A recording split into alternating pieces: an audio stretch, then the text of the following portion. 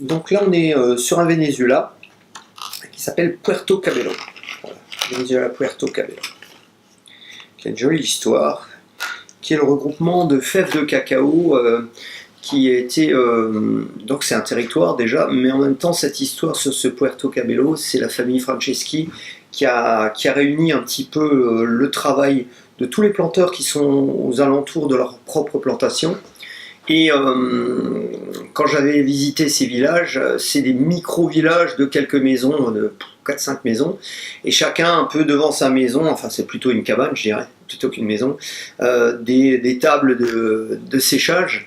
Et donc le problème qu'on retrouve d'ailleurs dans beaucoup d'endroits où ce sont des petites plantations, chacun fait un petit peu à sa façon, c'est qu'à un moment quand on veut vendre une appellation, on se retrouve face à un problème, c'est qu'il y a des fermentations qui sont plus ou moins bien menées et qui font que quand on met le travail en commun, on a quelque chose de souvent qui peut être des fois bien, des fois moins bien, des fois médiocre.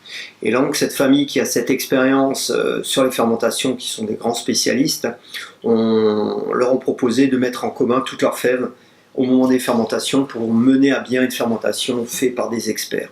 Ce qui permet effectivement, entre l'appellation que j'ai connue au départ, quand j'étais au Venezuela, elle n'existait pas encore, ils en parlaient.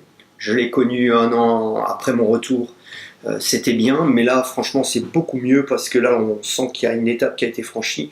Et ces étapes souvent qui sont franchies sont le fait pas de la qualité des arbres ou la qualité du travail sur les arbres, c'est surtout la qualité des fermentations.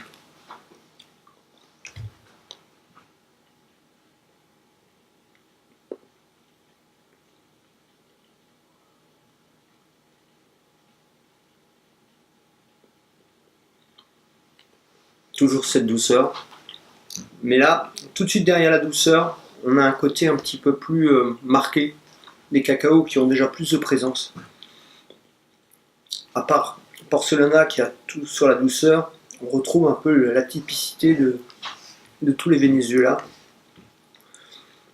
Un côté un petit peu pointu, une petite amertume, une petite pointe d'amertume qui vous réveille les papilles.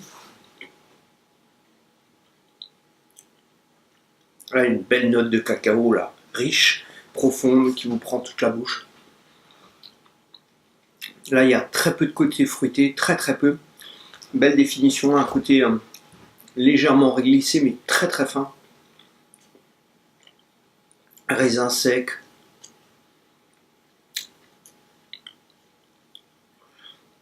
Une note chaude, en fond de bouche. Un peu marron glacé.